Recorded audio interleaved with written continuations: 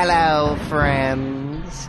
I am the man with no identity, the man formerly known as John Henderson. Welcome to the Theater of Thrills! Come inside. I was just checking my mail. Oh, look, I have a letter here. It says, I'm watching you. But wait a minute. That's not my name.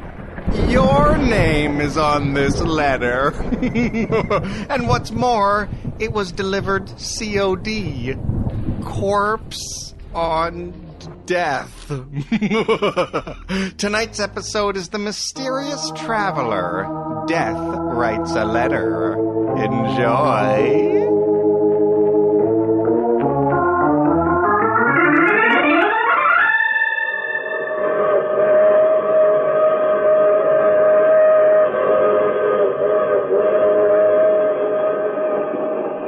Mutual presents The Mysterious Traveler.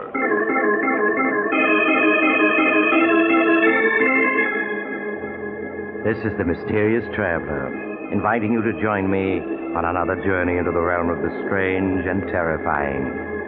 I hope you will enjoy the trip, that it will thrill you a little and chill you a little. So settle back, get a good grip on your nerves, and be comfortable, if you can, as you hear the story I call Death Writes a Letter.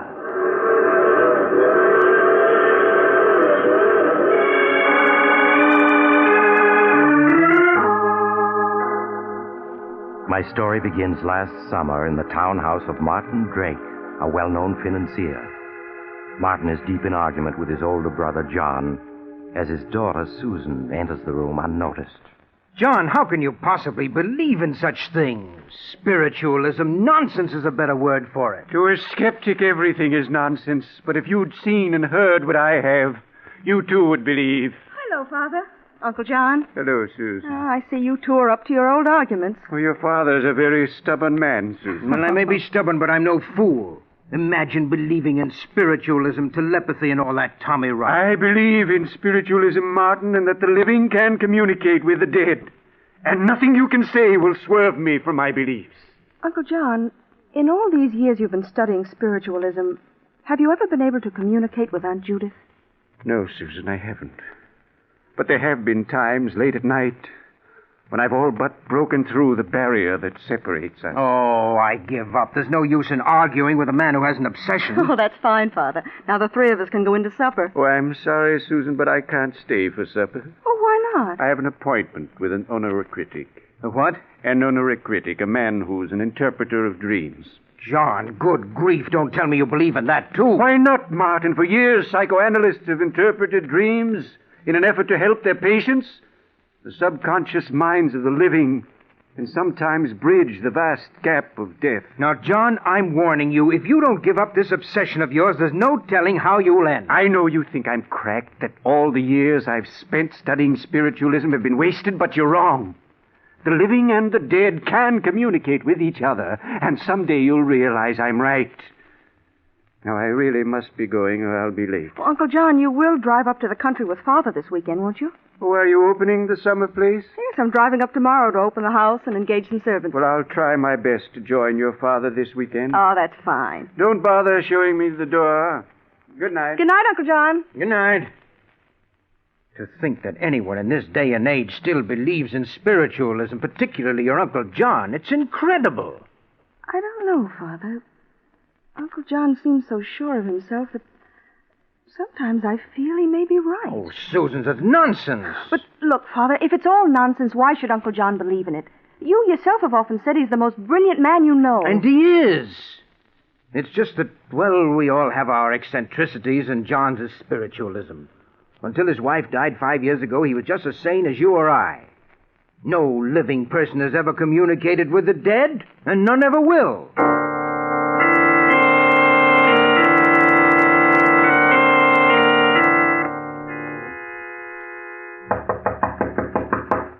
Father, are you awake? Father? What? Oh, Susan, come in, dear, come in. Oh, I'm sorry if I woke you, Father. Oh, that's all right. What time is it? It's just 7 o'clock. 7 o'clock. Oh, what are you doing up and dressed so early? I'm driving up to the country to open our summer place. Have you forgotten, Father? Oh, yes, so you are. Oh, didn't you sleep well last night, Father? There are circles under your eyes. No, I spent a very poor night. I had a nightmare, but I can't seem to remember what it was about. Oh, I'm sorry, Father. Darling, is there anything I can get you? No, I'll be all right, dear. You run along. Oh, I need the keys to the car. Oh, yes, you'll find them over there on my desk. And if you need any money, help yourself. Oh, thank you, Father, but I have enough money. Have you found the keys? Oh, yes, here they are. Oh, do you want me to mail this letter on your desk? What letter? This one. It isn't addressed. All that's written on the envelope is one word. Urgent. Urgent? Yes, and it's in your handwriting, see? Why, I never wrote that. But, Father, it is your handwriting. And look, there are ink stains on your fingers. You must have written it before you went to bed. But I tell you I didn't. Let me see that letter. Yes, that's my handwriting, all right. Oh, Father, I'm leaving now. I want to get there by noon. What? Oh, yes. Goodbye, dear. Take care of yourself. I will, darling. Bye. Urgent. And it's my handwriting, all right. But for the life of me, I can't remember. Well, let's see. Dear Martin. What the devil? A letter in my own handwriting addressed to me. Dear Martin. No. No, this can't be. It can't.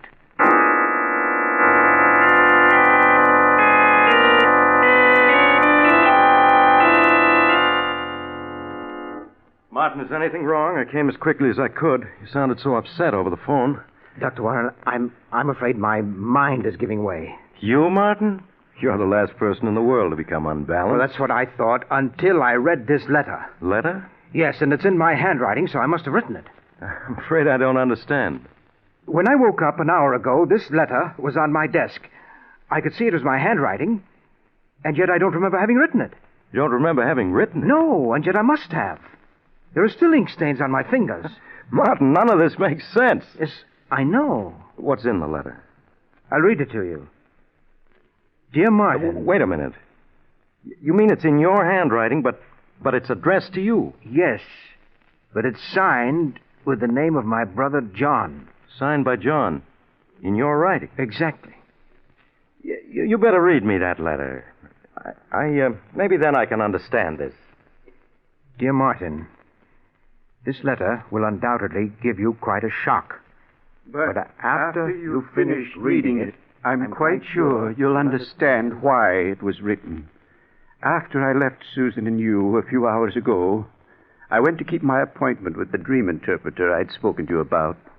It was shortly before midnight that I returned to my home. As usual, I found Martha and Paul waiting up for me. Good evening. Good evening, Mr. John. Paul, Martha, what are you doing up so late? I told you never to wait up for me after 10 o'clock. Well, we worry about you. You know what the doctor said about your heart. You should have been in bed an hour ago. You both treat me as though I were a 6-year-old. And sometimes you act like one. Or I have a glass of warm milk for you in the pantry. I don't want any milk. It's good for you. Here, let me have your coat. Oh, thank you, Paul.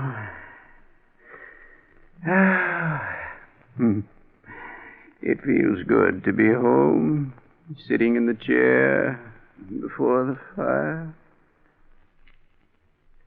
Here's your warm milk, Mr. John. And I want you to drink it down without any arguments. After all, it's for your own good. Here, take. Mr. John? Mr. John? Martha, what's wrong? Paul. Mr. John, Mr. John. Mr. John, answer me. He's dead. Oh. Now, please, Martha, please, you mustn't cry. The end came very quickly, peacefully. Now, there, Martha, there. It came as quite a shock, Martin, hearing myself declared dead, but as I saw my earthly body sitting in the armchair by the fireplace, I knew it was true. John Drake was dead. I wanted to comfort Paul and Martha, make them understand that only the body of John Drake was dead, that the spirit would live forever. I wanted to tell them that I was indescribably happy, for I knew without knowing how that on the following day I should be reunited with my dear wife, Judith. Then my thoughts turned to you, Martin. And in one brief moment, I saw your past, your present, and your future. Your future left me horrified, Martin, for in it I saw unhappiness and death. I felt that somehow I had to warn you of what the future held. I left the house I had died in and went to your home. The radio was playing. You were sitting in an easy chair reading a book, unaware of what the future held for you. Martin! Martin, you must listen to me! Martin, look up from that book you're reading. You must! But I couldn't reach you with my words. There was too great a distance between us. I stood by, helpless to aid you. A few minutes later, you yawned, closed the book, and turned off the radio. A half hour later, you were in bed and asleep. And then I suddenly had hope. I couldn't reach you while you were awake, Martin, but while you slept, perhaps I could reach your subconscious, warn you about the future. I saw your desk with writing paper on it, and I knew that was the only way to reach you. I spoke softly, trying to reach your subconscious. Martin, listen to me. This is John. You must hear me, for it's a matter of life and death. You must do exactly as I say. I want you to get out of bed. That's it. Throw back the covers. Now put your feet on the floor. Martin, do as I say. That's right. Now go to your desk. That's fine. Now sit down. That's it. Pick up the pen that's on the desk.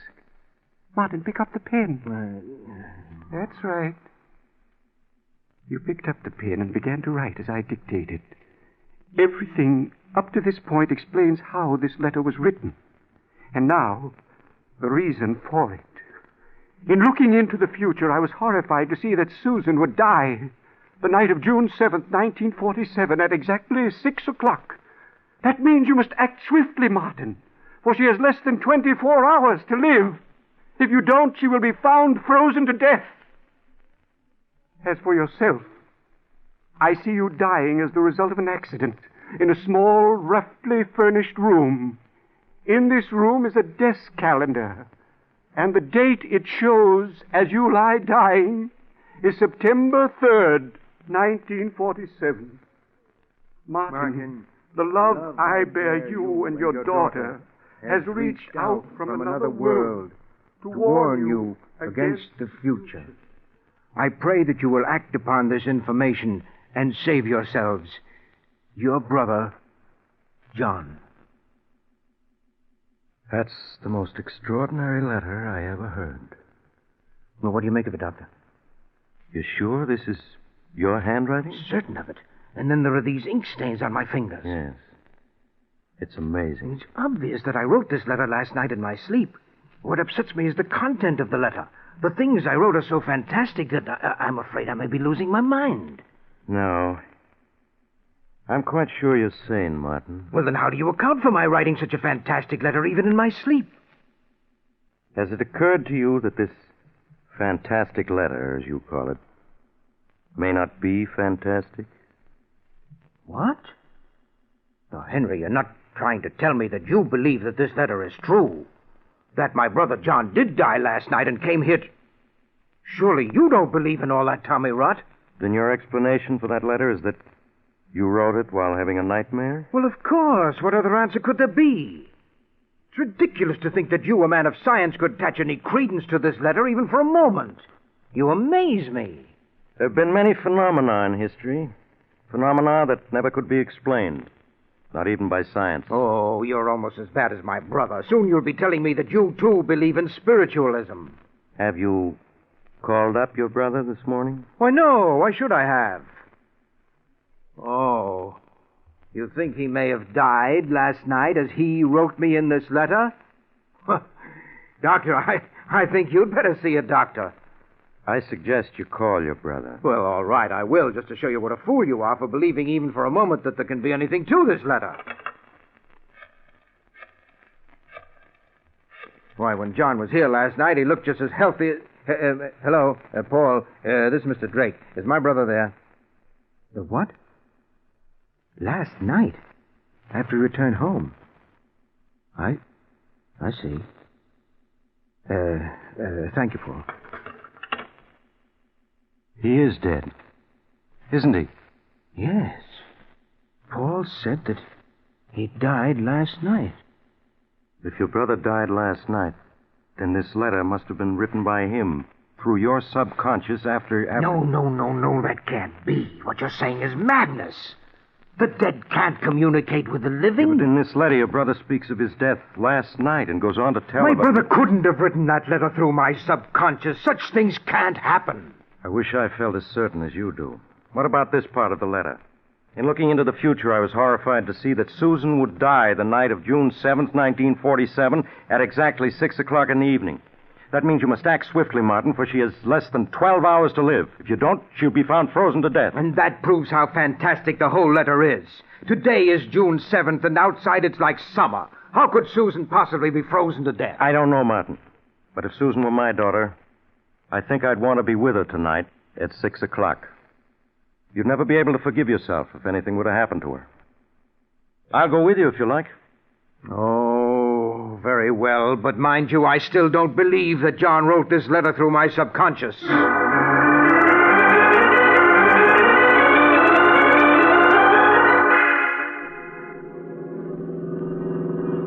What time is it, Henry? It's a few minutes after 6. If we hadn't had the breakdown, we'd have been there hours ago. How much further is it? As soon as we reach the top of this hill, you'll be able to see it. I wish we'd reached the house before 6. Now, surely you don't believe what that letter says. How could Susan possibly freeze to death? Why, it's a warm evening. It's like summer. Yes, I know, but just the same, I wish we'd arrived sooner. Look, you can see the house now, down there in the valley. Susan's probably getting dinner. And we'll certainly look like a pair of fools coming up here because of that ridiculous letter. I hope you're right.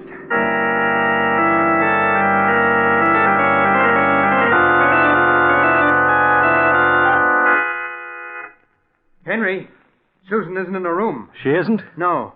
Could she be in the village or visiting friends? No. You're forgetting her car's parked in front of the house. Yeah, that's right. Well, where can she be? I'm afraid I can't answer that. I'll search the second and third floors while you search this floor in the cellar. She must be someplace in the house.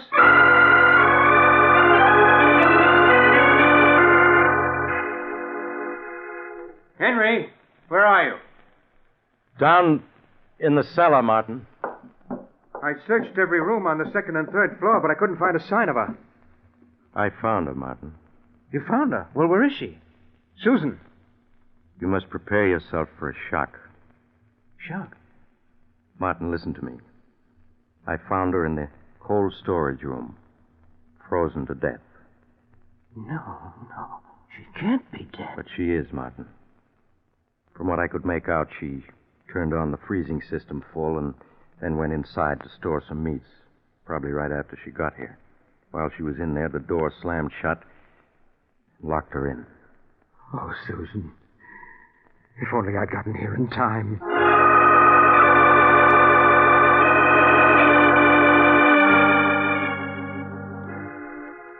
Martin, for weeks now you've been like this.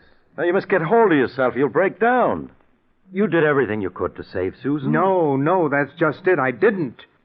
John reached me from beyond the grave to warn me about the future, but I merely laughed.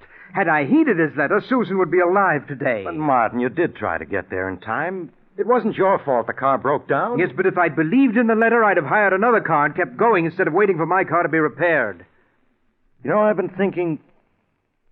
Perhaps it was meant that your car should break down. That you should arrive too late to save Susan. What? Perhaps it was wrong of John to break through the barrier that separates the living from the dead and warn you of the future. Well, how could it be wrong if it would have saved Susan? Perhaps it was ordained that Susan was to die when she did.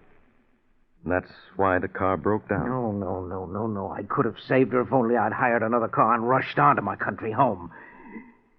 But at least now I can heed John's warning and save my own life. Save your own life? Yes. Have you forgotten the other part of the letter? As for yourself, Martin, I see you dying as the result of an accident in a small, roughly furnished room. In this room is a desk calendar, and the date it shows as you lie dying is September 3rd, 1947. Today is August 1st. That means I have less than 5 weeks to live, unless I can save myself. But how can you save yourself, Martin? What's meant to be will be. Not if I'm clever enough to take advantage of the information in this letter. Dying as a result of an accident in a small, roughly furnished room. Yes, but if John had only told me what kind of an accident it was meant to be. Well, nevertheless, come what may, I'm not going to die on September 3rd.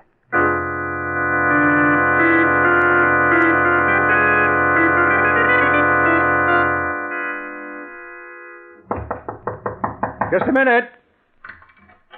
Hey, Martin, what's going on? I mean, what's the meaning of all those men around the house? Why was I searched before I entered the room?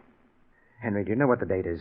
Well, yes, it's September 2nd. Yes, and in a few minutes it will be midnight, and then it will be September 3rd. Oh, yes, that's right. The letter. In the letter, John warns me that I shall die of an accident in a small, roughly furnished room. Well, you'd hardly call this drawing room that, would you? No, I wouldn't.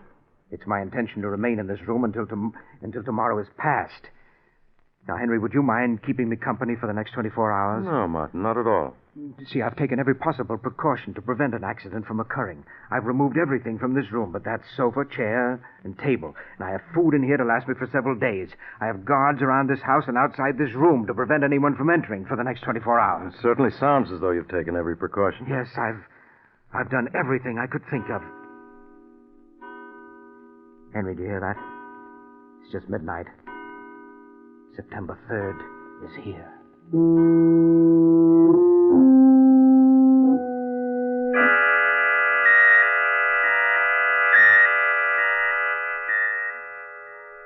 Martin, will you stop looking at your watch every other second? I can't help it. One more minute and it'll be midnight. And when the clock in the hallway strikes, it'll be September 4th. Yes, Martin, yes. Now, why don't you sit down and take it easy? How can I at a time like this? Martin, you must calm down. Think of your heart. Only 30 seconds more, Henry. 30 seconds. Martin, you're as white as a sheet. Well, who wouldn't be? I'm cheating death. I'm going to live. Live, do you hear? Easy there now. I can't help feeling it would have been better if John hadn't warned you about the future. No, don't say that. If he hadn't, I'd have been dead by now. Henry, do you hear that? It's midnight. And I'm still alive. Alive.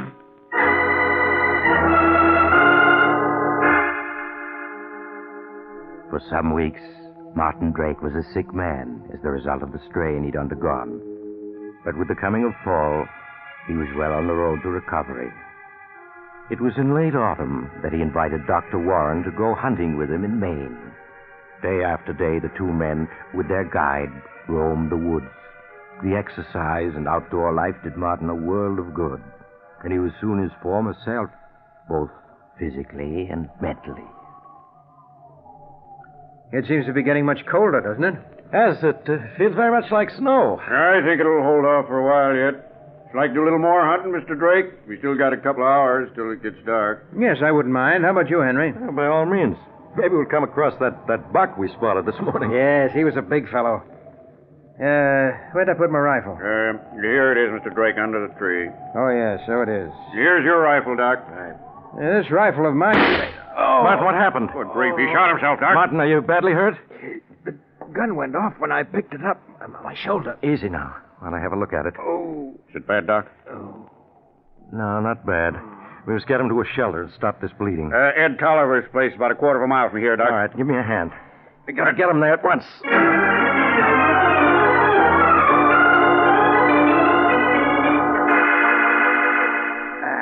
Now, put him down gently on the cot. Okay. Easy now. That's it. How is he, Doc?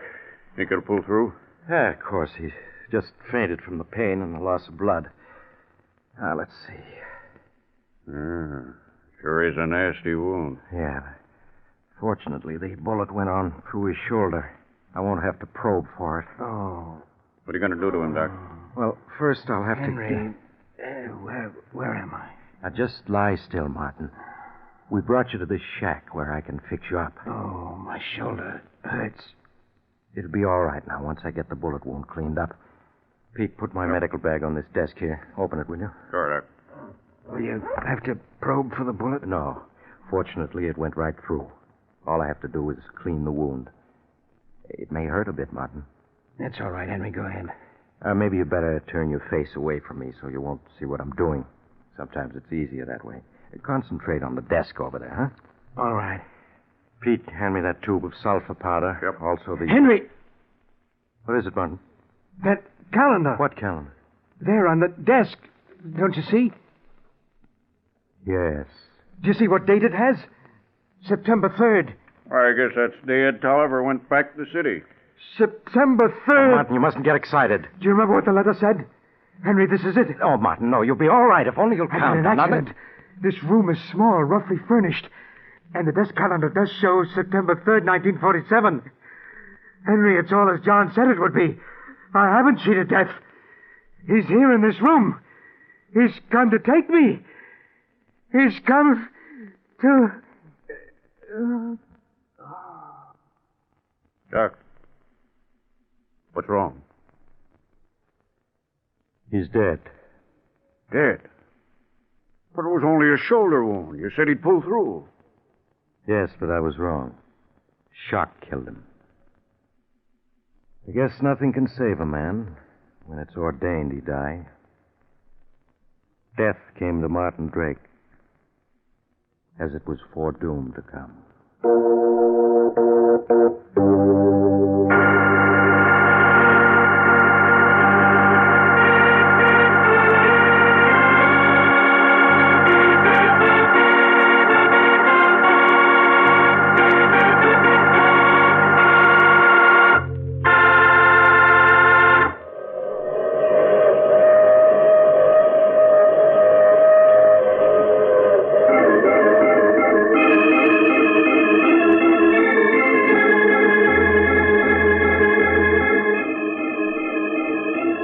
Mysterious traveler again. Too bad about Martin and Susan, wasn't it? Even John Drake's warning from another world couldn't save them. Which seems to prove that when your time comes, nothing you can do can change it. So you might as well not worry about it. Though I did know of a man who managed to outwit death for several hundred years. Then one day he was... Oh, you'll have to get off here. I'm sorry. But I'm sure we'll meet again. I take this same train every week at this time.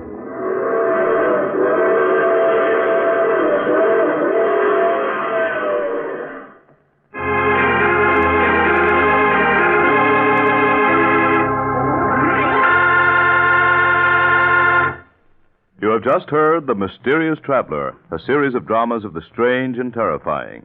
In today's story, all the characters were fictional, and any resemblance to the name of an actual person, living or dead, was purely coincidental. In the cast were Maurice Tarplin, Roger DeKoven, Eric Dressler, and Bryna Rayburn. Original music was played by Paul Taubman. The Mysterious Traveler is written, produced, and directed by Robert J. Arthur and David Kogan.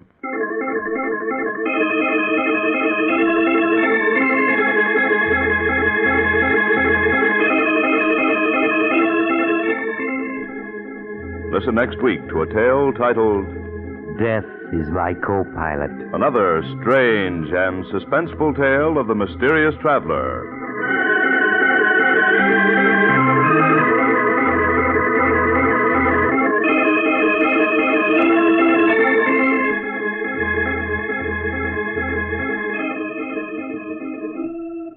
Your Mysterious Traveler has turned author. Yes, Maurice Tarplin has penned a chilling tale titled 7 Casks of Death, which appears in the current issue of Dime Mystery magazine, one of the popular publications group, now on sale at your local newsstand. Don't miss it.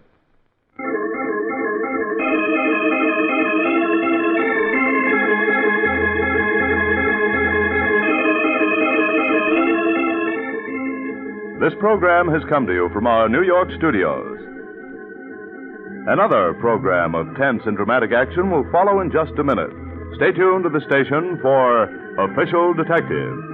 Carl Caruso speaking. This is the Mutual Broadcasting System.